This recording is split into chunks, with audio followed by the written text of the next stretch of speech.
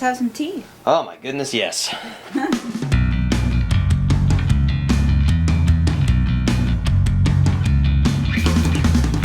Cheers. Cheers. Oh, that is pumpkin spicy. Mm-hmm. That's good. I'm Francesca with Philosotea, and Sean Hart is here today, which I'm very thankful to have him here. And thank you for being a part of Philosotea and also helping create it. Of course, no problem.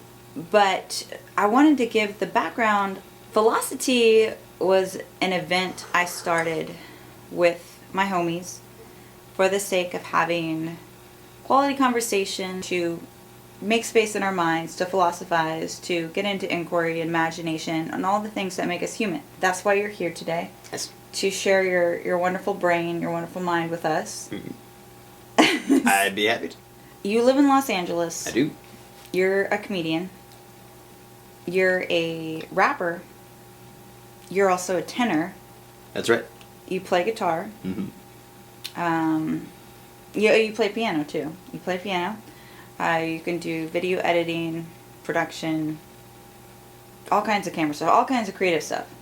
So you have all these aspects of who you are, and you could kind of put you into like in so many different categories. But who are you really? Suddenly you're not an artist, you're not a musician, you're not a comedian, you're none of those things.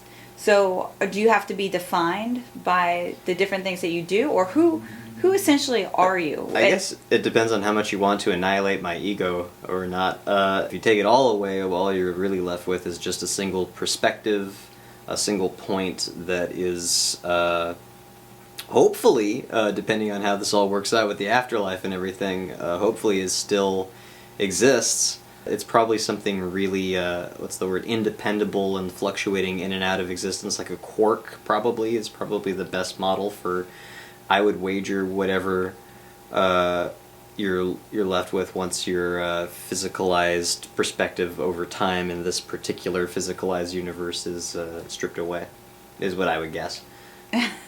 Can you imagine if you were to die and the lights went off and you never woke up? Can you imagine Yes. being annihilated? You can? I can, visually. Isn't it, and audially. Isn't it like terrifying? It could be. It could either be a horror film or maybe a suspense film if there's no reveal of what the big monster is. It could be a comedy, probably, like if you take it all away, and then at the end of it, it's all of my ancestors throughout all time that have been watching me this whole time, like putting bets on what stupid thing I'm going to do next and how I'm going to handle this situation. It could be any number of different kinds of films, but honestly, I think film and storytelling and theater are all really good metaphors for life and for the experience of the passage of time. How can you imagine being annihilated, especially, being such a creative person and actually having the bird's eye view to put things into perspective well enough to actually articulate it as well as you have? Can you imagine the idea of there not being an afterlife, not being a spirit? Like, is that something that you're comfortable with? That Sure. You're just... Yeah, man.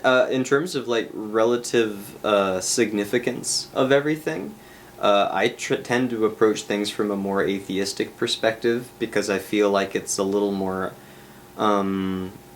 honest about what's relevant in the moment and what's relative to life forms that are sitting in a room having tea, as opposed to eternal beings who might be off somewhere having a war for our souls or something, whatever they're doing, but that's a totally different, context.